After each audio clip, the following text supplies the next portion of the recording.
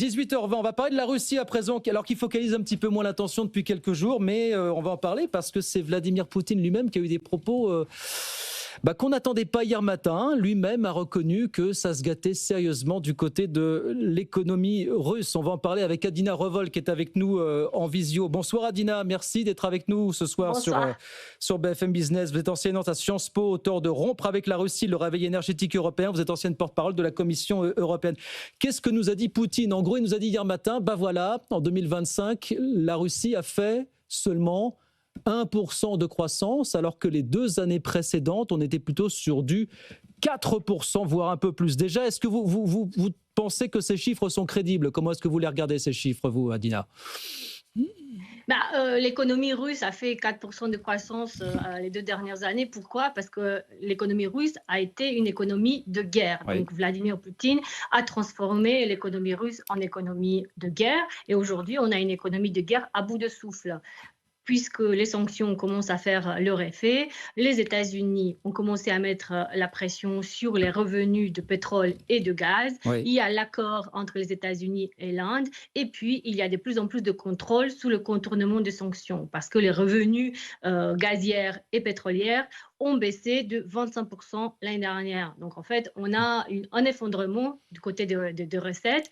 Et en fait, il y a des dépenses de plus en plus importantes puisque Vladimir Poutine a besoin d'investir dans l'armée pour la guerre en Ukraine. Et le revers de la médaille de ces 2 belles années, plus de 4% de croissance, parce que tout tournait autour de la guerre, c'est qu'effectivement, ça alimentait une certaine inflation qui est montée jusqu'à 10%. Là, apparemment, c'est redescendu un petit peu, mais en parallèle de ça, il faut le rappeler, il y a eu des hausses d'impôts, puis je crois qu'il y a eu une hausse de la TVA au 1er janvier du côté de la Russie, on est passé de 20 à 22%. Bon, vous avez des ménages et une économie complètement exsangue, forcément, Adina, dans la foulée. Effectivement, Vladimir Poutine a créé une stabilité en Russie. Depuis qu'il est arrivé au pouvoir en 2000, il a réussi à tenir la population russe avec justement la stabilité. Et là, on est dans une situation de plus en plus instable, puisqu'effectivement, il augmente la TVA de 20 à 22%. Les impôts sur les revenus et sur les sociétés augmentent. Donc, pas que sur les sociétés, grandes sociétés, mais également sur les petites sociétés. Donc, en fait, ces gens de la petite classe moyenne qui vivaient bien sous Poutine commencent à vivre moins bien. Et donc, l'effet de la guerre est visible sur l'ensemble de la société russe. Alors, l'effet de la guerre est visible. Poutine lui-même le reconnaît à travers ses chiffres. Pour vous, est-ce qu'on est à un point de rupture? Est-ce que vous dites, on a voulu, notamment les Européens, à travers, je crois qu'on a déjà 19 paquets de sanctions et qu'il y a un 20e en négociation du côté de Bruxelles. Est-ce que vous dites, si on n'a pas réussi en 19 paquets de sanctions européens, plus l'ensemble des autres sanctions de la communauté internationale, à mettre à terre l'économie russe, on n'y arrivera pas? Et de toute façon, c'est pas ça le problème fondamentalement pour Poutine. Il est prêt à tenir encore 1 an, 2 ans, 3 ans s'il le faut. On ne va pas vaincre Poutine grâce à l'économie, ça c'est une certitude. Par contre, il est important de ne plus lui donner les moyens de financer sa guerre. Il ira quand même au bout, puisqu'en fait, il veut rétablir, il a un rêve néo-impérialiste, donc il veut rétablir l'empire russe, il veut rétablir l'ancienne URSS pour le moins, mais je crois qu'en ce moment, il ne faut pas en aucun cas reprendre contact avec le Kremlin, comme il est prévu d'ailleurs par la France. Aujourd'hui, la Russie est dans une situation grave au niveau économique. Elle est quand même isolée au niveau international. Il ne faut pas donner une fenêtre d'opportunité, une fenêtre de tir diplomatique à Vladimir Poutine, parce que l'économie russe va plus mal que jamais. Mais l'économie russe va plus mal que jamais au bout de 4 ans de guerre désormais, et pourtant, en 4 ans, parallèlement, Poutine ne s'est emparé que de 7% de la superficie de l'Ukraine. Est-ce qu'à un moment donné, on se pose la question de savoir si on stoppe ou si on continue, véritablement, Adina? C'est la question, c'est à Vladimir Poutine qu'il faut la poser, puisque c'est lui qui jusqu'où peut-il tenir sa population pour vous? On est dans un régime autoritaire. Dans un régime autoritaire, regardez ce qui se passe en Corée du Nord. Malgré les sanctions, Kim Jong-un, il tient. Donc, dans un régime autoritaire, peu importe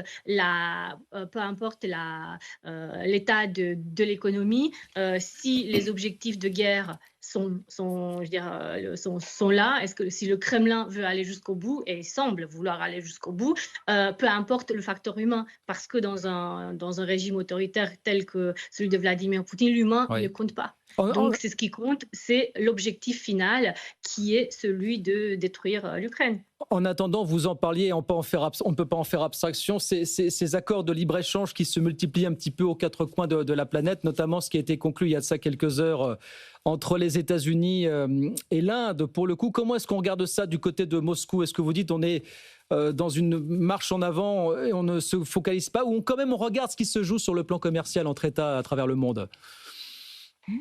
L'Inde était très importante pour Moscou puisque la Chine à l'Inde achetait du pétrole russe. Donc c'est pour ça que c'est très important. Il faut savoir que le budget russe tient grâce aux exportations et au contournement de sanctions pétrolières et gazières. Donc l'Inde est un facteur important, mais il faut savoir que l'Inde vient de signer un accord non seulement avec les États-Unis, mais également avec l'Union européenne.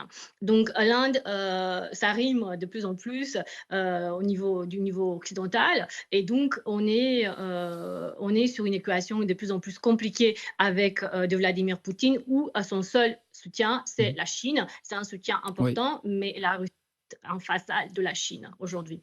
Et justement, on voit que Trump, à travers tous ses coups d'éclat à l'international, le dernier étant ce qui concerne l'Iran à l'heure actuelle, il y a toujours en fond de sauce, si vous me passez cette expression, la volonté de désarrimer quelque part la Russie de la Chine, faire sortir la Russie de l'orbite de l'influence chinoise. Ça, c'est le vieux rêve de Donald Trump, qui s'escrime à essayer de faire du business depuis des mois maintenant, depuis son retour à la Maison-Blanche avec Vladimir Poutine. Est-ce que pour vous, c'est un but atteignable? Est-ce qu'on peut désarimer la Russie de l'influence chinoise, pour vous? En fait, Vladimir Poutine a un objectif, c'est celui de reprendre les territoires de l'ancienne URSS. Il a déjà dit, pour lui, la chute de l'URSS a été la plus grande catastrophe géopolitique du XXIe siècle. Donc, à partir de là, Vladimir Poutine a un objectif maximaliste et la Chine suivra ou suivra pas. Mais en tout cas, pour le moment, la Chine profite faiblesse économique de la Russie. Elle profite à fond parce qu'elle importe des énergies, elle exporte des voitures massivement sur le marché russe. Donc la Chine, en ce moment, profite économiquement de la vassalisation de la Russie. La Russie vend son pétrole son baril de pétrole à la Chine à moins de $36. C'est un rabais de $27 par rapport au prix du Brent aujourd'hui. Donc c'est vraiment l'obligation pour les Russes de vendre à prix cassé. C'est quand même assez significatif. Jusqu'où la Chine suivra-t-elle la Russie dans sa volonté d'expansion, notamment du côté de l'Ukraine? Est-ce que pour vous, il peut y avoir une ligne de fracture entre les deux pays? Un moment où la Chine dit non, stop, finalement. Je pense que la ligne de fracture vient de la volonté forte des États-Unis et également de l'Union européenne de faire capituler Vladimir Poutine en Russie. Puisque aujourd'hui, vous l'avez rappelé vous-même, au bout de 5 ans de guerre, Vladimir Poutine a conquis seulement 7% du Donbass. Donc hier, Volodymyr Zelensky disait qu'à ce rythme, il a besoin d'encore 2 ans pour conquérir la totalité du Donbass. Donc on en est là aujourd'hui. Donc l'économie russe va très mal. Donc c'est le moment de mettre la pression à Vladimir Poutine pour l'anéantir, l'asphyxier économiquement, pour qu'il ne puisse plus du tout financer cette guerre. Avec en ligne de mire, donc on le disait, un 20e paquet de sanctions contre la Russie en négociation, en gestation du côté de Bruxelles. On suivra ça, bien sûr. Merci beaucoup, Adina Revol. Merci d'avoir été avec nous ce soir sur BFM Business, enseignante à Sciences Po, auteur de l'ouvrage « Rompre avec la Russie, le réveil énergétique européen ». Merci beaucoup d'avoir été avec nous ce soir sur BFM Business.